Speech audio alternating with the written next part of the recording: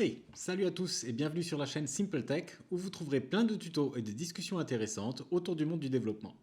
Petite information, nous approchons des 1000 abonnés que nous devrions atteindre dans les 2 prochains mois. Donc, je suis en train de vous préparer une petite vidéo qui devrait sortir dans les prochains jours afin de vous donner quelques informations sur la chaîne, sur son futur et peut-être même une petite surprise.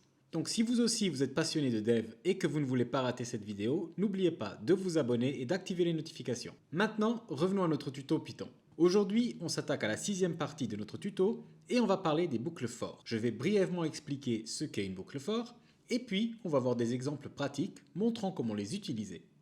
Et maintenant, lançons-nous dans notre code.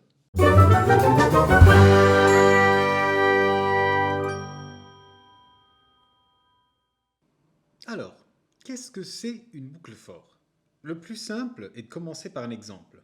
Pour cela, on va commencer par déclarer une liste. Liste entier est égale à 5, 8, 71, 34, 21.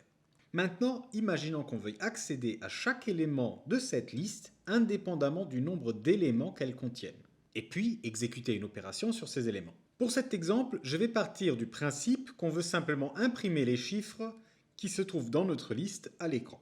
Et bien pour cela, on va faire la chose suivante.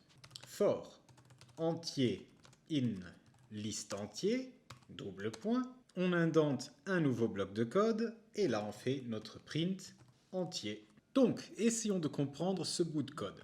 Si on traduit ce code en français, on obtient pour entier dans liste entier.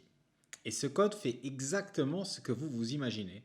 On va itérer à travers chaque élément de la liste entier, et à chaque itération, on va prendre le prochain nombre et on va le stocker dans notre variable qu'on a appelée ici entier.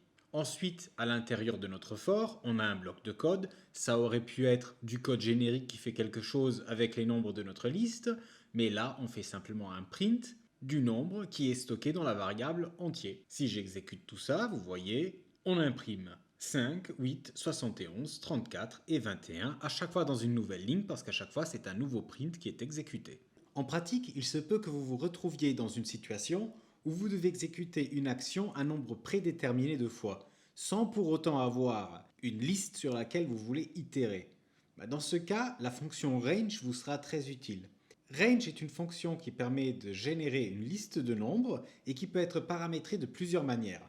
La manière la plus simple est la suivante. Permettez-moi de l'illustrer directement dans un for. Donc d'abord, je vais imprimer un petit séparateur pour nos deux exemples. Et là, je vais faire for nombre in range 10, double point, print nombre.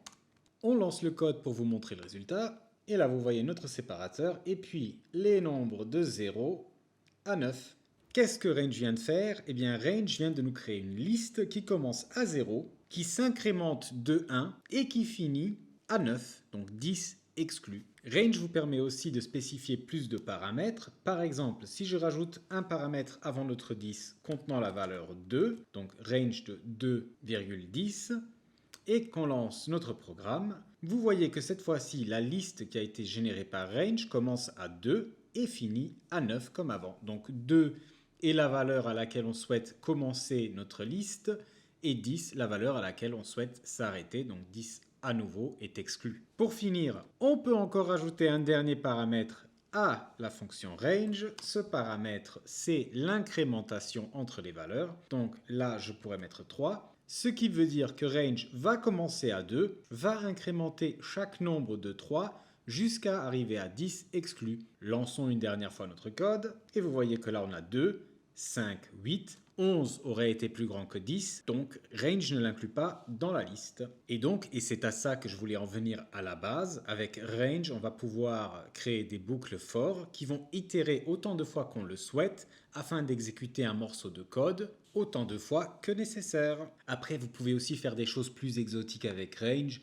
Bon, là, je vais vous laisser vous amuser vous-même. Donc, par exemple, vous pouvez écrire des choses dans le genre range 30. Donc, on va commencer au nombre 30 jusqu'à 10. Là, vous vous dites, oui, mais on ne peut pas incrémenter jusqu'à 10. Eh bien, si, on peut, si on fait, par exemple, une incrémentation de moins 5. Voilà, quoi, on aura les chiffres de 30 à 10 exclus qui vont être décrémentés par 5. Il y a plein d'exemples sur Internet de comment utiliser range. Et si vraiment vous avez besoin d'aide, n'hésitez pas, mettez-le moi dans les commentaires et je vous répondrai dès que j'ai 5 minutes. Ok, là, on a déjà de quoi faire. Mais des fois, vous aurez besoin d'itérer à travers une liste et de savoir à quelle itération de la boucle vous vous trouvez afin de pouvoir exécuter des actions précises. Pour ceci, il y a deux manières simples de le faire. Une manière qu'on va voir dans quelques instants et qui est la bonne pratique quand on développe en Python, et une autre manière que les gens qui ont débuté la programmation avec d'autres langages ont tendance à utiliser et qui a tendance à agacer les développeurs Python sur Stack Overflow et les forums en tout genre. Et donc aujourd'hui, je ne vous montrerai que la méthode recommandée qui consiste à utiliser Enumerate.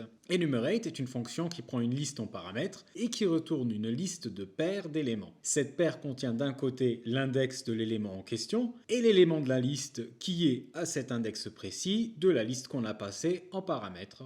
Pour mieux comprendre cela, regardons un exemple. Commençons à nouveau par un petit séparateur pour savoir où nous en sommes. Et puis on va faire for rep, entier, in, enumerate, liste entier, donc la liste qu'on a déclarée au début du tutoriel. Et on va faire un simple print, l'entier entier et l'élément numéro rep de la liste. Avant de lancer cet exemple, je vais vous expliquer en vitesse ce qui se passe. Donc là, on prend pour chaque rep, entier, donc pour chaque paire, répétition et entier de enumerate liste entier. Donc je vous le rappelle, enumerate va nous renvoyer donc d'un côté à quelle itération nous nous trouvons et ça je le stocke dans la variable rep. Et de l'autre côté, l'élément de la liste à cette position. Et cet élément, je le stocke donc cette fois-ci à nouveau dans la variable entier. Et puis on fait un petit print de l'entier et de la répétition dans une phrase. Lançons ça et vous voyez, c'est exactement ce qu'on voulait. Donc on a l'entier 5 et l'élément numéro 0. On peut vérifier et effectivement l'élément 5 était la position 0. Et si je regarde un autre élément au hasard, 34 par exemple, est-ce qu'il est bien la position 3 0, 1, 2, 3 ? Oui, donc le programme fonctionne de la manière attendue. Enumerate aussi possède d'autres paramètres. Donc par exemple, si on rajoute un nombre juste ici, par exemple le nombre 2, et qu'on relance notre programme, vous voyez que cette fois-ci, la variable rep va commencer à 2 et va aller jusqu'à 6, et non plus de 0 jusqu'à 4. Donc ce deuxième paramètre nous permet de dire à quel index on va commencer à compter. Après, je dois avouer que de mon côté, j'utilise rarement ce paramètre en question, mais il y a sûrement des utilités que vous lui trouverez. Et voilà, nous avons fait le tour de ce que je voulais vous montrer aujourd'hui. Comme d'habitude, si vous voulez me soutenir, partagez un maximum ce contenu. Faites-moi savoir si vous avez apprécié cette vidéo en la likant et en laissant un petit commentaire, ça me fait toujours plaisir de vous lire. Et surtout, n'oubliez pas de vous abonner. Et moi, je vous dis à très bientôt.